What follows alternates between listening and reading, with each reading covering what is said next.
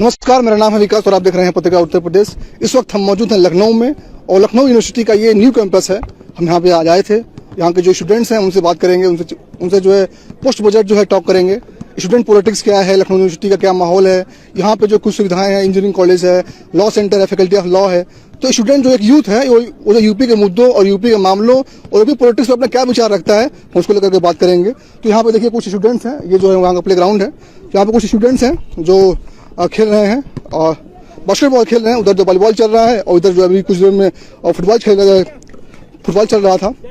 तो हम इन लोगों से बात करेंगे। जरा आप लोग इस तरफ आ जाइए एक मिनट।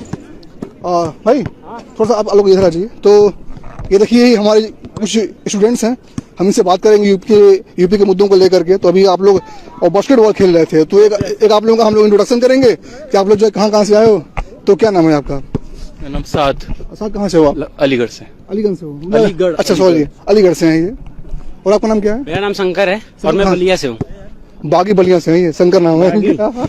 हमारे नाम से बागी जाने जाते हैं। भिरगू बाबा की जय हो। तो मैं सुना हूँ कि जो बलिया वाले होते हैं वो भिरगू बाबा की जय बोले कुछ भी कर लेते हैं। तो ये बात कहाँ तक सही है? बात सही है। उनमें एक अलग ही भिरगू बाबा का नाम लेते ही अलग तरह का जोश आ जाता है। अच्छा, ये आप ये जो है काफी अच्छे जगह से मिल गए हैं, तो आपसे मैं पूछना चाहेंगे कि आगे बलिया वालों को लोग बागी बलिया क्यों बोलते हैं? थोड़ा सा इधर लाइट उधर से दिख रहा है। बात ये है, जो हमारा भारत आजाद हुआ था तो सबसे पहले बलिया में ही आजाद हुआ था जी। तो वहाँ पे जैसे मंगल पांडे वहीं के थे, तो जो आजादी हुई थी सबसे पहले बलिया में हुई थी भारत में। तो इस वजह से हमें बागी कहा जाता है कि अगर हम बागी ना होते तो इतनी जल्दी देश आजाद ना करवा पाते। तो इसलिए हमें ये माना जाता है कि नहीं चलो यार हम हैं तभी तो भाई देश आजाद हो गया पहले। तो बागी ठीक है, तो बागी सही। अच्छा, और कुछ स्टूडेंट्स हैं। छोटे क्या नाम है आपका? मेरा नाम अंबुज है, मैं लखनऊ से हूँ। अच्छा, आप लखनऊ से? ये नवाब लोग सर, ये छोटे नवाब हैं, ये लखनऊ से। आ जाइए, आप लोग को बात करेंगे। आ जाइए। तो भाई हमारा वही सेंट ऑर्डरिंग पड़ता है। अच्छा, इसका भाई खेलने में बहुत अच्छा है, यहाँ पे खेलने नहीं तो मैं देखा काफी अच्छा भाई बास्केटबॉल खेल रहा था क्या? तो आप यहाँ पढ़ाई करते हो? कौन सी क्लास? हाँ, मैं 11th में हूँ। 11th में हो? तो यूनिवर्सिटी में आगे आप लोग खेलते कूदते? हाँ, मजा आता है खेलने में? काफी मजा लगता है। भैया लोग हैं ना साथ में, तो मजा आती है। तो आगे क्या प्लान बनाया, कहाँ तक पढ़ने का प्लान बनाया? मैं आगे बीकॉम करना है और फिर अपना अकाउंटिंग लाइन में जाना है, फिर पैसा चेक छापना है। अरे भाई क्या नाम है आपका? कहाँ से? मेरा नाम नवाजिश है, मैं बांदा से हूँ। बांदा से हो? नहीं, ये देखो भाई पास ये बास्केटबॉल है, तुमने कभी सोचा नहीं, तो उसको मैं पकड़ रहा हूँ यहाँ पे। बांदा से हैं आप? जी। तो आप तो बिल्कुल एकदम एमपी के छोर के पास में है। हाँ, वो चित्रकूट तो पास ही में है। तो वहाँ पे जो है ये पे सरकार कृपा जाती है, मतलब विकास के मुद्दे पे मैं बात कर रहा हूँ। मतलब ना के बराबर। तो क्या अभी भी जो बुंदेलखंड का जो इलाका है, जैसे लाइक चित्रकूट हो गया, बांदा हो गया, ललितपुर हो गया, झांसी हो गया, तो क्या पिछड़ेपन में भी लेकर वहाँ पे कुछ कैसे हुआ? क्योंकि ये मतलब वहाँ के रहने वाले हैं, तो वहाँ की जो बेहतरीन स्थिति उसको बता पाएंगे। अभी भी मतलब वहाँ पर बेहतरी के लिए बुंदेलखंड बेल्ट को अलग करने की डिमांड चल रही है। अभी भी पार्लियामेंट में रखा भी जाता है, लेकिन सुनवाई कोई नहीं है। यानी आप चाहते हैं कि जो यूपी है उसको 4 भागों में बांट दिया जाए, तभी इसका विकास जो है अपॉसिबल है? हो भी सकता है। जैसे अभी उत्तराखंड को अलग करके उत्तराखंड का अब देखिए कहाँ से कहाँ चला गया। पहले यूपी में था, इतना नहीं होता था वहाँ पर, लेकिन अब भाई अलग ही होता है।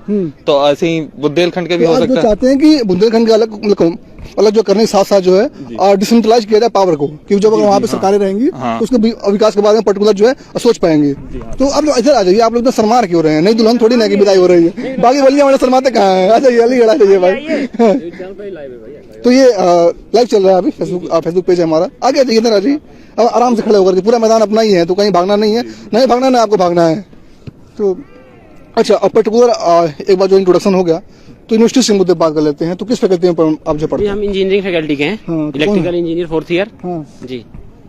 एक तो इंजीनियरिंग मतलब होता है ना कि जब लौंडा इंजीनियरिंग कर रहा होगा तो पूरा बहुत ही दिमाग होगा, तो कुछ ना कुछ एक यूनिक पीस।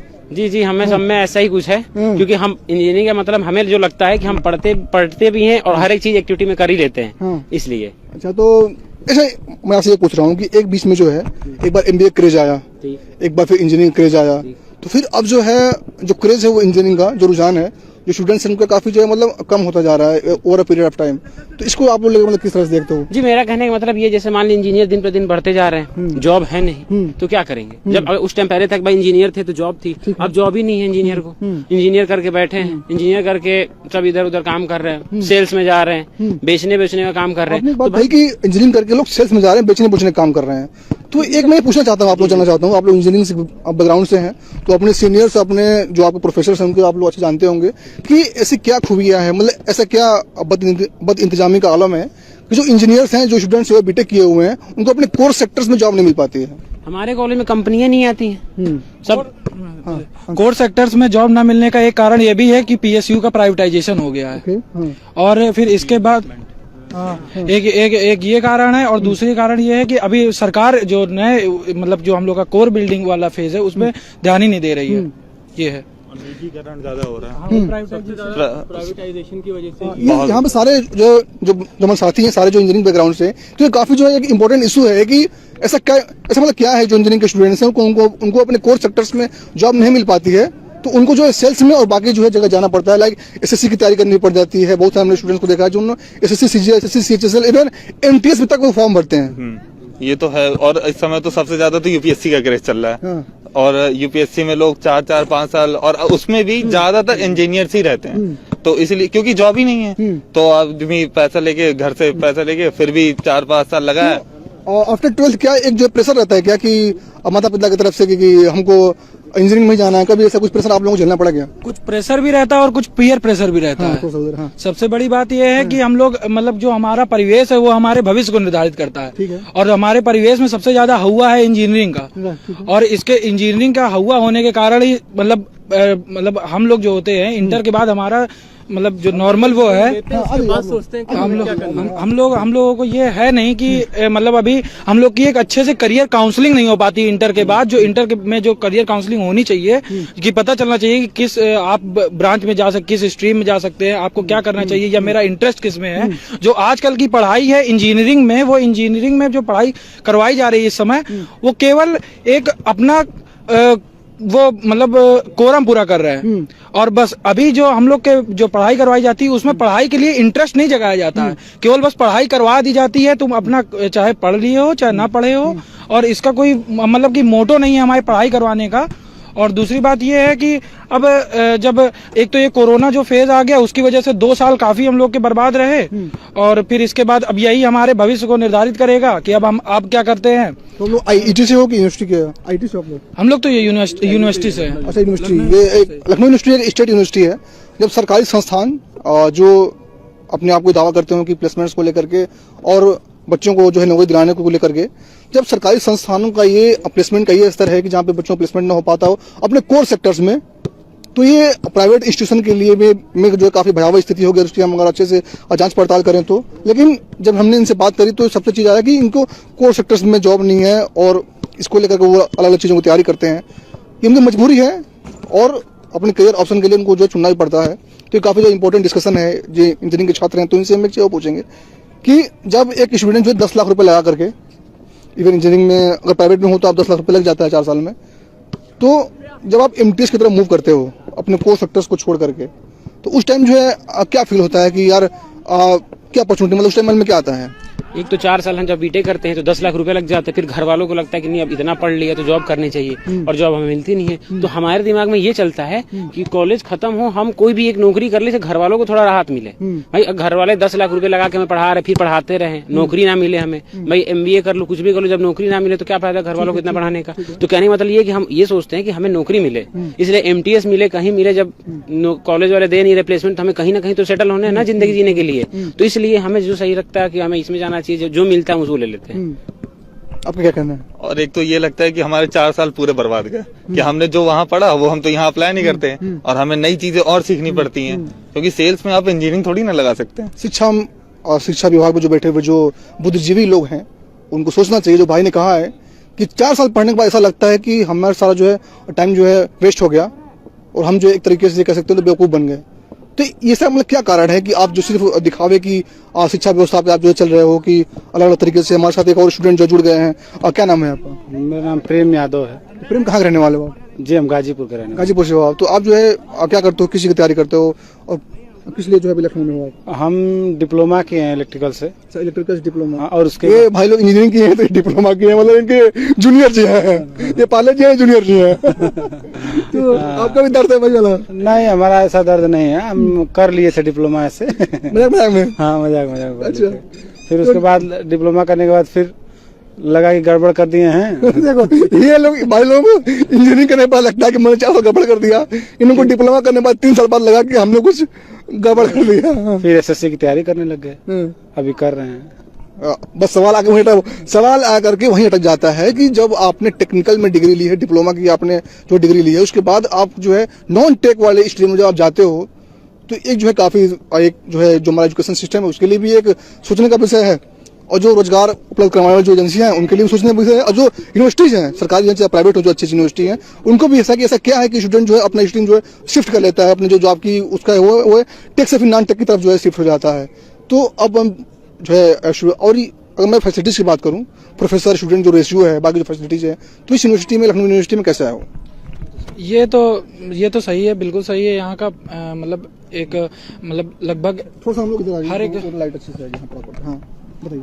हर एक क्लास हर एक मतलब स्ट्रीम में मतलब कि 50 से 60 बच्चे पढ़ते हैं, जिसमें से मतलब 50 से 60 बच्चे हैं। मतलब टीचर और जो स्टूडेंट का रेशियो है वो बहुत ठीक है। टीचर उसमें कोई और फैसिलिटीज को लेकर क्या है? हाँ। नहीं, फैसिलिटीज हमारे में बहुत अच्छी है। जैसे औरों में सुनते हैं प्राइवेट कॉलेज में कि नहीं पढ़ाई उतनी नहीं होती, टीचर होता है, लेकिन हमारे कॉलेज में ये है कि क्लासेस रेगुलर चलती हैं। टीचर पूरा प्रॉपर क्लासेस लेता है, टाइम से आता है, टाइम और मेस वगैरह, हॉस्टल वगैरह, कोचिंग सब ठीक है? नहीं, हमें तो इंजीनियरिंग वालों को तो हमें हॉस्टल मिला नहीं। अलॉट था तो, लेकिन हम लोगों को पहले शेयरिंग में था। तो अब हम लोग तो जैसे फर्स्ट ईयर से ही बाहर रह रहे थे, तो अभी भी हम लोग बाहर ही हैं, क्योंकि अब तो 4th ईयर में आ गए। अब तो हॉस्टल में आने का कोई वो सेंस भी नहीं है, क्योंकि तैयारी करता है इंसान अपनी किसी चीज की। तो अब तो 4th ईयर में आ गए थे, तो अभी हम लोग बाहर ही रहते हैं। जब हम यहाँ पे आए तो हमने छात्रों से बात करी, भाइयों से, तो हमने जब पॉलिटिक्स के मुद्दे पे बात करने की चाही तो इन्होंने कहा कि कहीं ऐसा ना हो कि हम यहाँ पे बात करें और उधर जो है हमारे पीछे लोग पड़ जाएं, क्योंकि इस यूनिवर्सिटी में जो है स्टूडेंट्स यूनियन नहीं है। तो राजनीति के मुद्दे के बाद जो राजनीति के जो छात्रों के जो मुद्दे हैं वो उसको जो उचित मंच पर नहीं उठाया जा सकता है, या फिर किसी तरीके से उस पर प्रशासन पर जो है दबाव नहीं बनाया जा सकता है। तो छात्र संघ का होना एक यूनिवर्सिटी के लिए कितना जरूरी है? जी बहुत जरूरी है, क्योंकि अगर मान लीजिए किसी छात्र को कोई दिक्कत है तो कोई भी छात्र अकेले की चीज डीन किया कहीं जाएगा तो उसकी बात थोड़ी ना सुनी जाएगी। एक इंसान रिप्रेजेंटेटिव होना बहुत जरूरी है। मेरा मानना ये, जैसे जब हम लोग छोटे थे तो क्लास मॉनिटर हुआ करते थे, और हम लोग जब जैसे प्रीफेक्ट हुआ करते थे हमारे, उसी हिसाब से कि उनका होना भी बहुत जरूरी है। प्रीफेक्ट और हेड कैप्टन, हाउस कैप्टन हम भी रहे हैं। हाँ वही तो जैसे हम भी, जब हमें कोई इश्यूज होता था स्कूल में, तो हम लोग डायरेक्ट प्रिंसिपल के नहीं जा पाते थे ऐसे, तो हम लोग अपनी बात जाके रखते थे अगर उन्हें लगता था, क्योंकि देखिए लड़कों की भी बच्चों की भी हर बात ले जाने वाली नहीं होती है, कुछ ऐसी बातें भी होती हैं जो आपस में सुलझाई जा सकती हैं। तो उनका होना इसलिए बहुत जरूरी है कि जो हमारे मेन मुद्दे हैं, जो हमारे इश्यूज हैं, वो एटलीस्ट उनके वहां तक पहुंचे तो कम से कम, क्योंकि बहुत सारे इश्यूज तो बीच में ही रुक जाते हैं, बीच में ही खत्म हो जाते हैं, बात उड़ती है, दब जाती है, वहीं खत्म हो जाती है। आपको क्या कहना है कि भाई स्टूडेंट्स यूनियन का एक यूनिवर्सिटी में होना कितना इम्पोर्टेंट है? स्टूडेंट के लिए यूनियन का होना तो बहुत आवश्यक है। उसके लिए तो हमें मतलब कि एक टीम लीडरशिप मिलती है हम लोगों को। हम लोगों का काफी मतलब एक्स्ट्रा करिकुलर जो एक्टिविटीज है उसमें हमारा डेवलपमेंट होता है, हमारी जो बुद्धिमत्ता है उसमें डेवलपमेंट होता है। और जो हमें जैसे हर बार ये नहीं होता है कि हर जो कदम यूनिवर्सिटी उठा रही है विद्यार्थियों के लिए वो सही ही हो, उसको अपोज करने के लिए हमें स्टूडेंट यूनियन की बहुत बहुत बहुत बहुत आवश्यकता है। और इसको दूर करने के लिए यूनिवर्सिटी या यूनिवर्सिटी के छात्रों को एक उचित कदम जरूर उठाना चाहिए। अच्छा, यूनिवर्सिटी में छात्र संघ कब बंद हुआ यहाँ पे? यूनिवर्सिटी में छात्र संघ था ही नहीं, बंद तो क्या होगा? कभी था ही नहीं। ओल्ड कैंपस में था, इस न्यू कैंपस में नहीं है, इंजीनियरिंग संकाय में नहीं है। और रिप्रेजेंटेटिव तो है, लेकिन वो रिप्रेजेंटेटिव मतलब अच्छा, आप लोग जब सवाल करते हैं अपने डीन से या फिर किसी प्रोफेसर से, उनका जो क्या जवाब आता है कि मतलब किस तरह के लोग कहते हैं? क्या वो लोग गोलमोल सा जवाब आता है या फिर कुछ ऐसा कुछ तर्क क्या देते हैं वो लोग? No response keep quiet, no response, ऐसे कर लेते होंगे सर? नहीं मतलब कि ऐसे कहते हैं कि हमारे पास की बात ही नहीं है। सुनते हैं मेरे हिसाब से पहले मतलब जैसे एक उसमें काम नहीं करते, जैसे एक पहले थीसिस हो, फिर एंटी थीसिस हो, फिर सिंथेसिस हो, उस पे काम नहीं करते ये लोग। सिंथेसिस पे काम नहीं करते, बस एक एंटी थीसिस पे चलते रहते हैं। थीसिस एंटीथीसिस चलता रहता है, सिंथेसिस नहीं आप लोग एक यंग जनरेशन को अपने हिसाब से ये लोग मतलब कि स्टूडेंट को फ्लेक्सिबल करते हैं। और जो मतलब उसके हम लोग मतलब छात्रों के हिसाब से देखना चाहिए, थोड़ा सा पॉइंट ऑफ व्यू को देखना चाहिए। जैसे कोरोना आया है, उसमें सबके पास मतलब एक जो इंजीनियरिंग की फीस तो काफी हाई ही है, और फिर उसके कितनी फीस है अगर मैं बात करूँ लखनऊ यूनिवर्सिटी पर? लखनऊ यूनिवर्सिटी में जब मैंने एडमिशन लिया था तो 60,080 रुपए पर सेमेस्टर फीस थी। एक साल में 2 सेमेस्टर होते हैं। 60,080 रुपए यानी 1,20,000 रुपए? 1,20,000 अराउंड 1,20,000 रुपए ये होती है, और इसके बाद शायद 1 या 2,000 रुपए बढ़ी है, कुछ ऐसा है। तो 1,25,000 के आसपास, 1.25 लाख के आसपास, हाँ है ना। तो अब मैं जो पॉलिटिक्स की बात करता हूँ, स्टूडेंट पॉलिटिक्स के बाद, चूंकि ये स्टूडेंट्स हैं तो यूपी के रहने वाले हैं, तो सबकी एज अराउंड 18+ है, और सभी लोग एक जो है एडल्ट हैं और पॉलिटिक्स को समझते हैं। चूंकि ये राजधानी में रहते हैं तो यूपी में क्या चल रहा है, क्या नहीं चल रहा है, यूं से जुड़े हुए कितने मुद्दे हैं, सोसाइटी से जुड़े हुए कितने मुद्दे हैं, वुमेन एम्पावरमेंट से जुड़े हुए कितने मुद्दे हैं, तो इनका एक अपना जो है तर्क है, इनका अपना एक जो है मत होगा, तो उसको एक पूरा यूथ एक पूरा जो है उसका हम जो समझ सकते हैं। तो आप रहने वाले बांदा के हो, बुंदेलखंड हो, तो यूपी पॉलिटिक्स को लेकर के आप क्या सोचते हो कि जो योगी गवर्नमेंट है 2.0 है वो अच्छा काम कर रही है, या फिर अखिलेश जो है सरकार इससे कुछ बेहतर थी, या फिर किन मामलों में अखिलेश बेहतर थे और किन मामलों में जो योगी गवर्नमेंट बेहतर है? देखिए, हर सरकार अपने अपने मामले में अच्छी भी है और गलत भी है। जैसे अभी आपको पता होगा G20 समिट हुई थी यहाँ पर, तो G20 समिट में पूरा लखनऊ का रुख ही बदल दिया था। बहुत अच्छा मतलब कार्यक्रम हुआ, और बहुत एकदम सजावट, रिनोवेशन और नए तरीके के मतलब रिझाने के लिए बाहर के लोगों को, और उससे टूरिज्म भी बढ़ता है। और जब बाहर के लोगों को पता चलता है कि लखनऊ मतलब दूसरे देशों को जब पता चलता है कि लखनऊ यूपी ऐसा है, तो उनको एक छवि बनती है अच्छी वाली, पॉजिटिव वाली। तो योगी सरकार में ये तो अच्छा हुआ कि जब G20 समिट हुई तो उन्होंने अच्छा काम किया। तो आपने कहा कि दिखावा है ये, तो आपने एक तरफ कहा अच्छा काम भी किया, और दूसरी तरफ आप कह रहे हो कि ये अच्छा दिखावा है कि जो मतलब एक प्रेजेंटेशन, दिखावा और प्रेजेंट करने में फर्क होता है। ठीक है, प्रेजेंट किया है। और अखिलेश गवर्नमेंट किस तरीके से, अगर मैं बात करूं तो जब वो हमला बोल रहे हैं कि 24 में जब लोकसभा के इलेक्शन होंगे, तो विधानसभा और लोकसभा के जो इलेक्शन है वो जो है अलग अलग मुद्दों पर लड़े जाते हैं। तो जो एक यूथ है वो जो किसको सपोर्ट करता है 2024 के लोकसभा इलेक्शन में, मैं बात करूं? सर देखिए, ये तो हर किसी का अपना अपना मत होता है। ठीक है। जैसे अखिलेश सरकार ने कहेंगे लखनऊ में मेट्रो का वो किया था, मेट्रो पास करी थी, और एकाना वो बनाया था स्टेडियम जहां आज भी इंटरनेशनल मैचेस होते हैं। ठीक है, तो हर सरकार ने, और पर्सनली मेरा मत तो योगी गवर्नमेंट के लिए है। अच्छा, आपको मत योगी गवर्नमेंट को, ठीक है, इनका मत योगी गवर्नमेंट में है। तो आपका क्या मत है कि जो पॉलिटिक्स है यहाँ की किस सरकार ने? मेरे हिसाब से ना तो अखिलेश यादव ने शिक्षण व्यवस्था पे बहुत अच्छा काम किया है, और ना ही योगी गवर्नमेंट ने। अगर शिक्षण व्यवस्था को देखा जाए तो मैं इन दोनों में से किसी को नहीं चुनूंगा, और बाकी सारे मतलब कि जो उसको देखा जाए, विकल्पों को देखा जाए, तो मैं योगी सरकार को ही चुनूंगा। अच्छा, आप योगी सरकार चुनेंगे? यस। अच्छा, ऐसे कौन से 5 पॉइंट हैं जो आप योगी सरकार को चुनेंगे और अखिलेश सरकार को और नहीं चुनेंगे? ऐसे 5 पॉइंट अभी, एक तो जो योगी सरकार है उसमें जो योगी सरकार है उसमें एम्पावरमेंट, वुमेन एम्पावरमेंट जो है वो बहुत अच्छा हुआ है, और दूसरी बात जो शासन व्यवस्था है वो बहुत अच्छी हुई है, और तीसरी बात जो है जो इंफ्रास्ट्रक्चर है वो बहुत अच्छा हुआ है। और ये जैसे G20 समिट आप देख ही रहे हैं, और यूपी में जो मतलब कि जो हर एक काम को करने का जो मतलब रेट है वो बहुत तेज बढ़ा है। और योगी सरकार में करप्शन रेट कम हो गए। अच्छा, करप्शन कम हो गया जी। ऑनलाइन बहुत सारी चीजें हो गई हैं। हाँ। सारी जैसे गवर्नमेंट की स्कीम्स और वो सब आपको ऑनलाइन ही मिल जाती हैं, और आपको ज्यादा ऑफिस के भाग दौड़ नहीं करना पड़ता। आप तो बलिया वाले हैं, तो बलिया में तो सपा का भी अच्छा प्रभाव है। जी है ना? हाँ। तो आप जो किस विधानसभा से आते हैं बलिया में? मैं योगी गवर्नमेंट। अब योगी गवर्नमेंट है जी। यानी हमने लखनऊ यूनिवर्सिटी के जो स्टूडेंट्स हैं हमने उनसे बात किया, तो इनका मैक्सिमम मत था कि G20 जो समिट है, वुमेन एम्पावरमेंट हो गया, जो कराए जाने वाले जो डेली काम की चीजें हैं, जैसे जिसमें कागजी कार्रवाई हो गई, तो वो सारी चीजें ऑनलाइन होने से इनको जो है बेनिफिट मिल गया। अभी एक भाई ने बोला कि अखिलेश गवर्नमेंट ने भी अच्छा काम किया था, उन्होंने स्टेडियम बनाया, उन्होंने मेट्रो बनाए, तो लखनऊ के विकास के लिए अपनी जो भी सरकारें आती हैं वो अच्छा काम करती हैं। लेकिन अभी जितने लोगों से हमने बात किया, इनका मैक्सिमम का मत था, हमने 4 लोगों से बात किया जो यहाँ पे स्टूडेंट थे, उन्होंने सबने कहा कि हम जो है योगी गवर्नमेंट कामकाज से खुश हैं, और जो आने वाले चुनाव हैं उनमें हम योगी गवर्नमेंट को जो है सपोर्ट करते हैं। तब हम जो रोज आपके सामने जहाँ भी हम लोग जाते हैं अलग अलग विषयों पे, जो इस फेसबुक लाइव के माध्यम से आप लोगों के साथ जुड़ते हैं, तब तक के लिए धन्यवाद।